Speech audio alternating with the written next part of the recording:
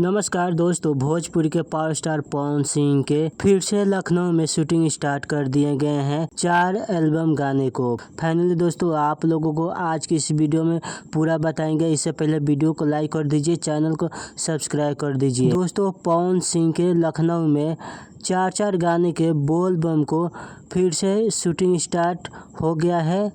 आप लोगों को हम बता दें कि पावर स्टार पवन सिंह जब से चुनाव हारे हैं तो काफ़ी ज़्यादा मूड बना लिए हैं क्योंकि बैक टू बैक लगातार गाना फैंस लोगों को बीच गाने रिलीज किया जाएगा। फाइनली दोस्तों, आप लोगों को हम बता दें कि पावर स्टार पवन सिंह के एक बोलबम गाने नहीं आएंगे, अब बैक टू बैक लोकगीत भी आएंगे लगातार। पावर स्टार पवन सिंह के लोकगीत का भी शूटिंग स्टार्ट हो गया है। आप लोगों को हम बता दें कि पावर स्टार पवन सिंह के बैक टू बैक गाने आएंगे। एक और बात आप लोगों को हम बता दें, पवन सिंह डिम्पल सिंह फिर से गाने लेकर आने वाले हैं।